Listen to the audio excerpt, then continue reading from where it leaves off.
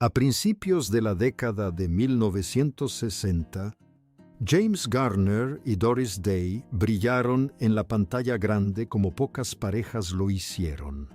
El público se enamoró de su agudo sentido del humor, sus coqueteos ingeniosos y su química magnética en películas como The Thrill of It All y Move Over Darling. Eran la pareja ideal para las comedias románticas ligeras, glamorosos, encantadores y aparentemente en perfecta sintonía. Pero si bien el público los adoraba juntos, la realidad tras bambalinas era mucho menos idealizada.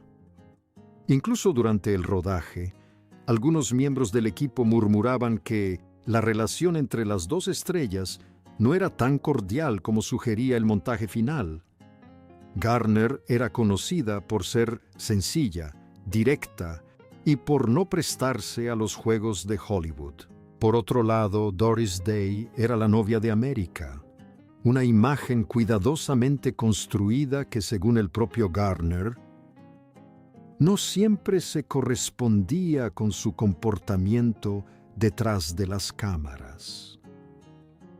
Provenían de ámbitos muy diferentes de la industria.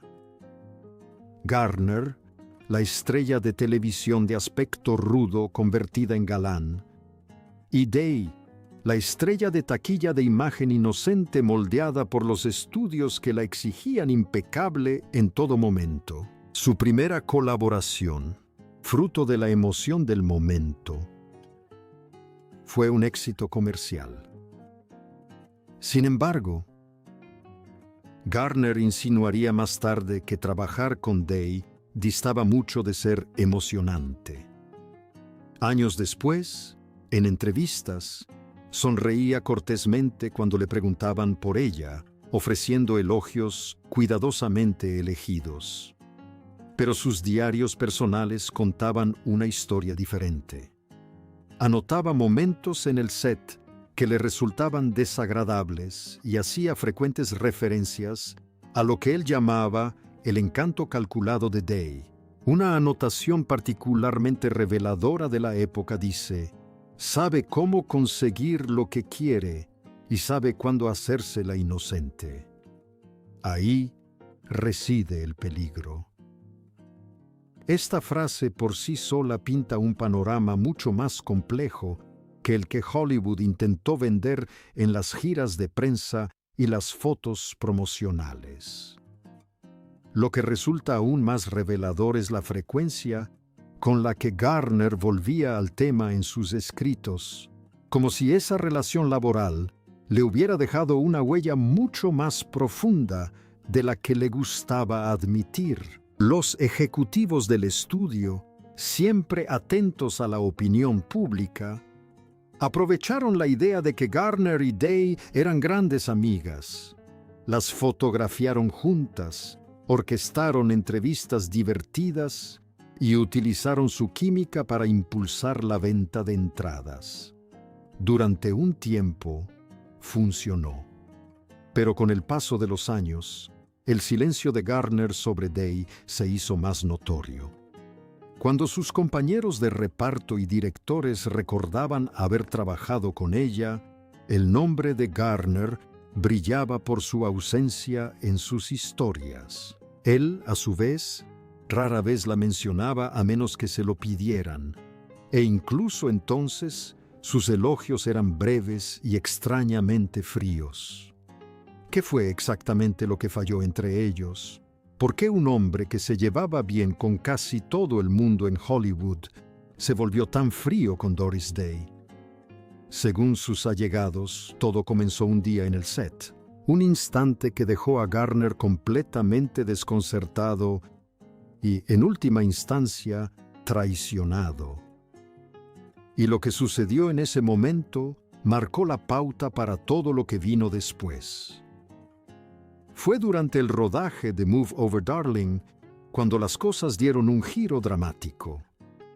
James Garner, siempre profesional, insistió en realizar la mayoría de sus propias acrobacias. Creía que eso aportaba autenticidad a sus interpretaciones y se había forjado una reputación de alguien dispuesto a arriesgarse por una buena toma.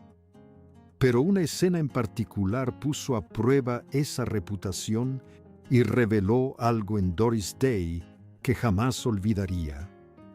La escena requería que Garner realizara una broma física que involucraba una bañera, un suelo resbaladizo y una caída inoportuna. En teoría, era la típica comedia romántica de humor físico. En realidad, era mucho más peligroso de lo que nadie imaginaba. Durante el rodaje, Garner resbaló con más fuerza de la prevista y cayó aparatosamente, dislocándose el hombro y desgarrándose los ligamentos. El equipo acudió rápidamente. Se apagaron las cámaras, se detuvo la producción. Pero lo que más marcó a Garner no fue la lesión en sí, fue la reacción de Doris Day. Según varios testimonios del rodaje, Day apenas se movió. Permaneció allí, distante e impasible, mientras los miembros del equipo se afanaban por atender al actor caído. Algunos dijeron que se dio la vuelta. Otros, que simplemente observó con una expresión que Garner describiría más tarde como distante. Si bien nadie pudo asegurar qué pensaba en ese momento, Garner quedó atónita. Esperaba al menos un gesto de preocupación, una breve visita, algo. Pero afirmó que nunca llegó. Más adelante, en su autobiografía, Garner recordó el momento con inusual claridad. Estaba tirado en el suelo, dolorido, incapaz de mover el hombro, y recuerdo levantar la vista y ver a Doris allí de pie. Nada en sus ojos, ninguna preocupación, ninguna reacción. Eso me dijo más que 1000 palabras. Esa frase, más que cualquier rumor sensacionalista o columna de chismes, reveló la profundidad del dolor. Años después, en entrevistas, le preguntaron a Day sobre el incidente. Ella lo minimizó, diciendo que Garner era un tipo duro y que se lo tomó a broma, como siempre. Pero Garner nunca se lo tomó a broma. Se perdió varios días de rodaje y necesitó fisioterapia durante meses. El dolor físico finalmente desapareció. Pero, según él, la herida a su orgullo y, sobre todo, a su percepción de Doris Day, nunca desapareció del todo. Algunas fuentes cercanas afirmaron que Day simplemente se sintió abrumada, que se paralizó en ese momento. Otros especulaban que estaba frustrada por las largas jornadas laborales y que solo quería que pasara el día. Pero Garner creía que había algo más frío. Sentía que ella veía la situación como un inconveniente, no como una crisis. Y una vez que lo creyó, no hubo vuelta atrás. A partir de ese día, sus interacciones fueron cordiales pero cautelosas. La calidez que el público anhelaba se mantuvo cuidadosamente ante las cámaras. Pero cuando el director gritó ¡corten!, la distancia entre ellos se hizo palpable. Garner, quien siempre se había enorgullecido de ser fácil de tratar, sintió que se distanciaba. Y aunque nunca la confrontó directamente al respecto, el recuerdo de ese silencio lo atormentó durante décadas. Fue un punto de inflexión no solo en su relación profesional, sino también en la forma en que Garner veía a Day como persona. Nunca protagonizó un escándalo público ni concedió entrevistas polémicas, pero más tarde diría que aquel momento le enseñó quién era ella en realidad.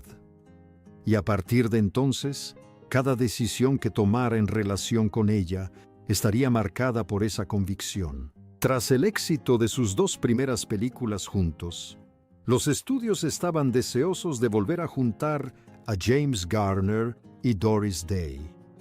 El público los adoraba. La taquilla lo demostraba, y sus nombres juntos prácticamente garantizaban un éxito. Pero un proyecto muy esperado nunca llegó a ver la luz. Y lo que ocurrió entre bastidores creó una brecha entre ellos que jamás se cerró. Garner ya había firmado el contrato y la producción avanzaba cuando llegó la noticia de que Doris Day se había retirado repentinamente, sin previo aviso, sin explicación, simplemente una retirada silenciosa que dejó a los productores desconcertados y a Garner completamente atónito. Según se dice, él había defendido a Day para el papel, convencido de que la química que habían mostrado en el pasado convertiría la película en otro éxito. Su repentina partida se sintió como algo más que un simple conflicto de agenda. Se sintió como algo personal. Fuentes cercanas a la producción afirmaron que Garner estaba furioso. Se sentía humillado, abandonado a su suerte por alguien en quien creía poder confiar, al menos profesionalmente. Peor aún, se extendieron rumores de que Day había llegado a un acuerdo privado con otro estudio para un proyecto en solitario que entraba en conflicto con el que Garner se había comprometido. Ya fuera por un mejor sueldo o por un intento de evitar volver a trabajar con él, el resultado fue el mismo. Garner se quedó con el problema. Lo que más le dolió, según admitió después, fue el silencio. Ni una llamada, ni una disculpa, ni una explicación. Simplemente una salida silenciosa, como si la película y su participación no hubieran significado nada. Según sus amigos, se lo tomó como algo personal, interpretándolo como una clara señal de que ya no querían tener nada que ver con él. Después de eso, Garner, al parecer, empezó a rechazar guiones en los que aparecía su nombre. Él no quería volver a pasar por eso. Durante años, el público desconocía todo esto. La película se canceló discretamente y la prensa lo atribuyó a diferencias creativas. Pero tras bambalinas, las consecuencias fueron reales. Garner se distanció aún más de Day. Y si bien en público se mostró amable, sus comentarios privados revelaban una historia muy diferente. Décadas después, cuando le preguntaron si volvería a trabajar con ella, la respuesta de Garner fue breve y tajante. Una vez fue suficiente. Fue una respuesta ambigua de un hombre que rara vez hablaba en términos absolutos. Y ese rechazo silencioso marcó el punto de no retorno. En 1976, Doris Day publicó su autobiografía, unas memorias brillantes y superventas que retrataban su vida con delicados tonos pastel. Sus fans elogiaron su encanto y vulnerabilidad, y para muchos, fue lo más cerca que estuvieron de conocer a la verdadera Doris. Compartió historias de su infancia, sus matrimonios turbulentos y las presiones de la fama. Su tono era abierto, pero su contenido selectivo. Y en el caso de James Garner, el libro decía más por lo que omitía que por lo que revelaba. En más de 300 páginas, Day solo lo mencionó de pasada, con apenas unas pocas líneas halagadoras sobre lo maravilloso que era trabajar con él. Ni historias, ni recuerdos compartidos, ni rastro de su profunda conexión o de la tensión del pasado. Para alguien que coprotagonizó con ella dos de sus películas más exitosas, la omisión fue sorprendente, y para Garner, se sintió como un borrado deliberado. En privado, estaba furioso.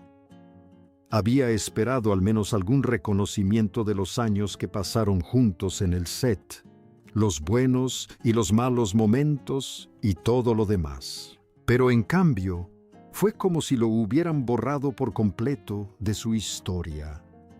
Quienes lo conocían bien dijeron que se sintió insultado, incluso ridiculizado, por el poco espacio que ella le dedicó. Un hombre que había desempeñado un papel central en dos de sus actuaciones más emblemáticas, ahora era poco más que una nota a pie de página. Lo que empeoró la situación, según Garner, fue que el libro estaba repleto de recuerdos entrañables de otros compañeros de reparto. Rock Hudson, Cary Grant, incluso algunos actores menos conocidos que solo habían trabajado con ella una vez. Garner no solo fue omitido, sino que su ausencia lo marcó profundamente. No se trataba solo de lo que no dijo, sino de a quién eligió mencionar. Garner no buscaba protagonismo, pero valoraba la honestidad. Creía que las historias debían contarse con todas sus imperfecciones, no solo con las partes que beneficiaban la imagen de alguien. En su opinión, las memorias de D. estaban cuidadosamente elaboradas, diseñadas para preservar una imagen pública que dejaba poco espacio para verdades incómodas. Para él, ella había tomado el control de la narrativa y lo había hecho borrando discretamente las partes que no encajaban con el retrato que había construido con tanto esmero. En contraste, cuando Garner publicó su propia autobiografía años después, incluyó un capítulo sobre su época trabajando con Day. No fue una declaración amarga, sino brutalmente honesta. Describió la química entre ellos en pantalla como auténtica, pero afirmó que su relación fuera de cámara era tensa, cortés y sobre todo profesional.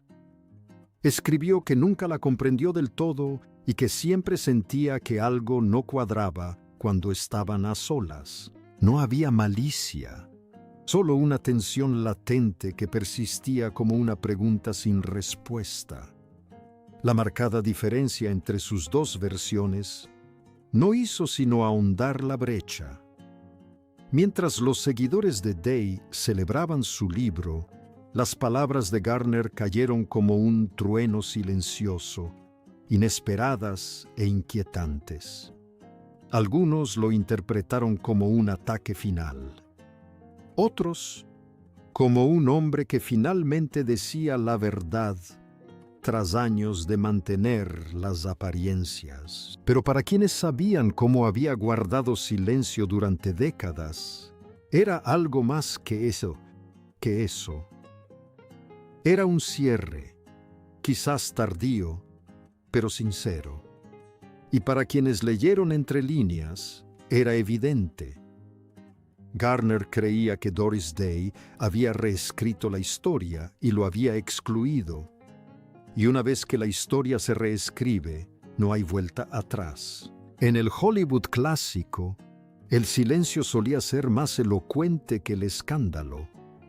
Y en el caso de James Garner y Doris Day, el silencio de sus amigos en común lo decía todo. Actores, productores y directores que habían trabajado con ambas estrellas rara vez comentaban sobre su relación. No era solo por respeto, sino porque nadie quería inmiscuirse en algo que no comprendían del todo. Rock Hudson, uno de los amigos más cercanos de Garner, guardaba un silencio absoluto cada vez que se mencionaba el nombre de Garner.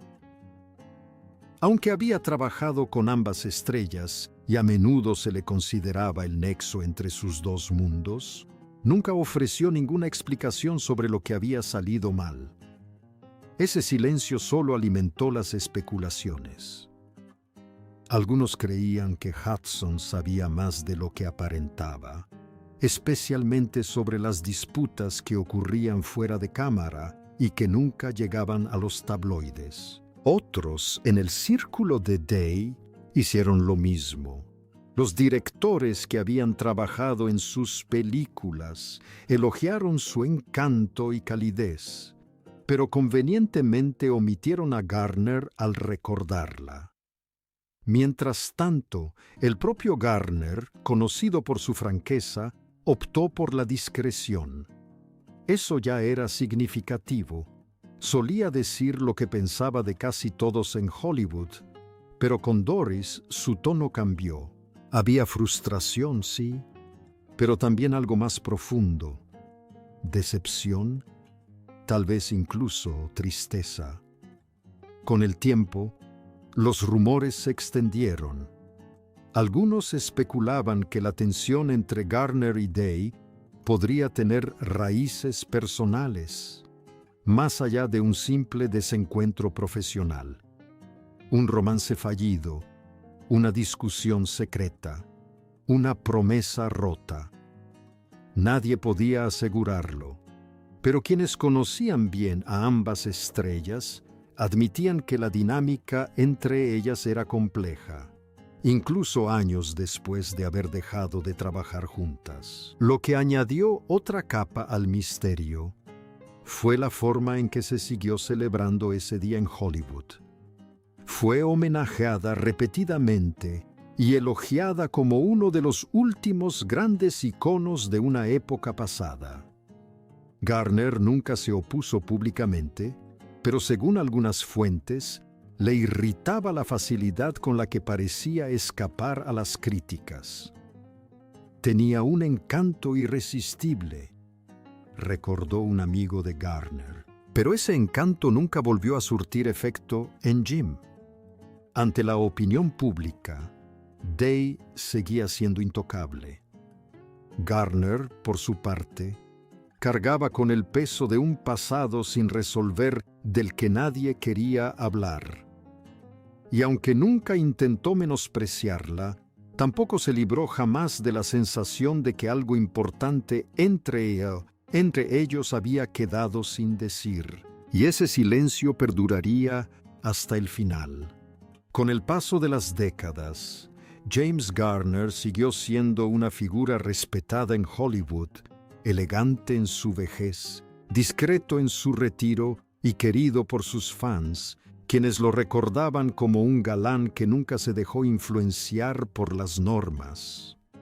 Se alejó en gran medida de los focos, optando por vivir sus últimos años en la intimidad.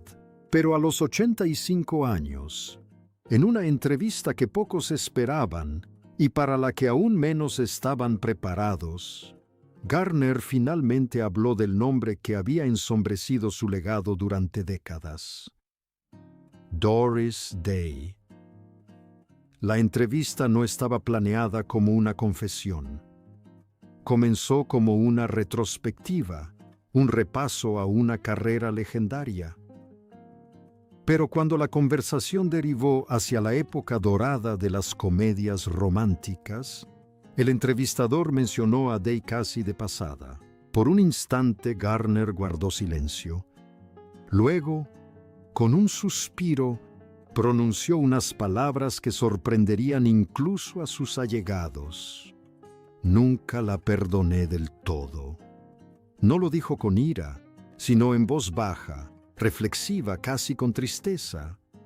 Garner explicó que el perdón nunca había tenido que ver con la lesión sufrida en el rodaje, la película cancelada, ni siquiera con la goma de borrar de sus memorias. Se trataba de algo más profundo, una traición a la confianza. Ella sabía lo que había hecho, dijo él, y nunca lo admitió, ni siquiera con una llamada, ni una palabra. Reconoció haber guardado rencor más tiempo del debido, que no había persistido por odio, sino por decepción.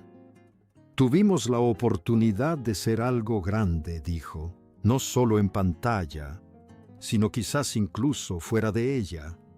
Pero ella cerró esa puerta y nunca pude preguntarle por qué. La confesión tomó al entrevistador por sorpresa. No se trataba del típico rencor de Hollywood, ni de la acalorada disputa que los tabloides adoraban exagerar. Era algo más frío, más silencioso, una herida que nunca había cicatrizado, porque quien la causó jamás reconoció su existencia. Las palabras de Garner conmovieron a fans y compañeros actores. Algunos defendieron a Day, insistiendo en que debía tener sus razones. Otros empatizaron con el sentimiento de abandono de Garner, reconociendo en sus palabras toda una vida de represión. Pero la confesión nunca tuvo la intención de iniciar una guerra. Era simplemente un hombre, al final de su vida, diciendo la verdad tal como la veía. Concluyó el tema con una frase que quedó en el aire mucho después de que terminara la entrevista. A veces, las personas que más te lastiman son las que menos esperas. Y para entonces, ya era demasiado tarde para que cualquiera de los dos pudiera arreglarlo. Cuando Doris Day falleció en 2019, llovieron homenajes de todo el mundo. Se la recordaba como una estrella radiante, una voz atemporal y un referente de la época dorada de Hollywood. Su muerte desató una oleada de nostalgia y admiración. Pero para James Garner, fallecido pocos años antes, dejó una historia inconclusa que jamás se resolvería. La confesión de Garner, aunque discreta, arrojó nueva luz sobre su legado.